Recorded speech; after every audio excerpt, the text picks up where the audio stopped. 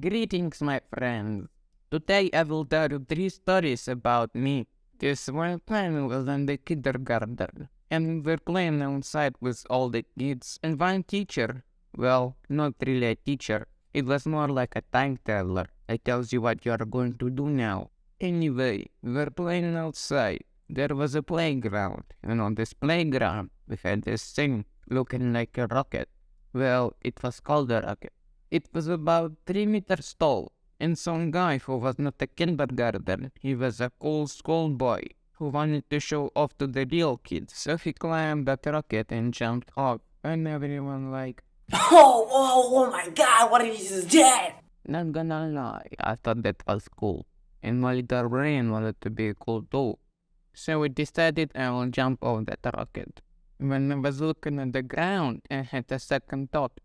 Maybe I shouldn't. No, I'm cool.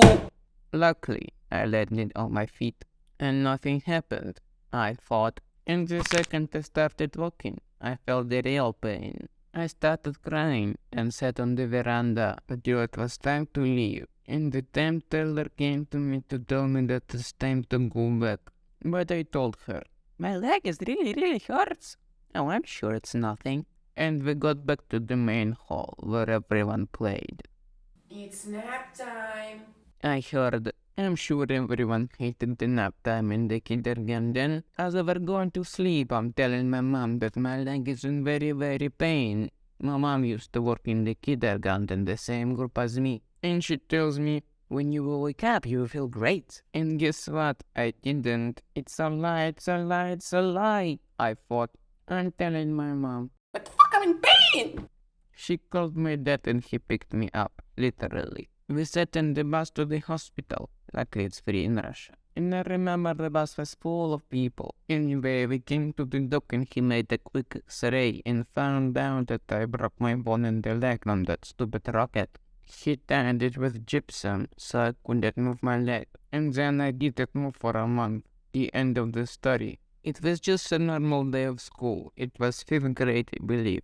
It was lunchtime. No, I don't remember exactly what cooks made us to eat, but I did not eat it. Why eat when you have apple juice? It was such a bad idea. And I drink the apple juice on an empty stomach. I'm going to class and then I realize, no, I'm not going to class. I had to go to the toilet, and in my school, you don't want to go to the toilet. I'm gonna show a real picture of it.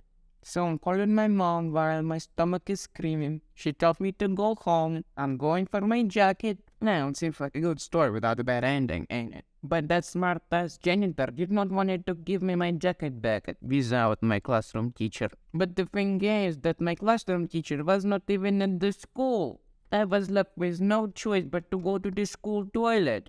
So I'm pooping there, almost standing, but then I get a great idea to call my mom and give my phone to the janitor. And for God's sake, she gave my jacket back. But the story doesn't end there.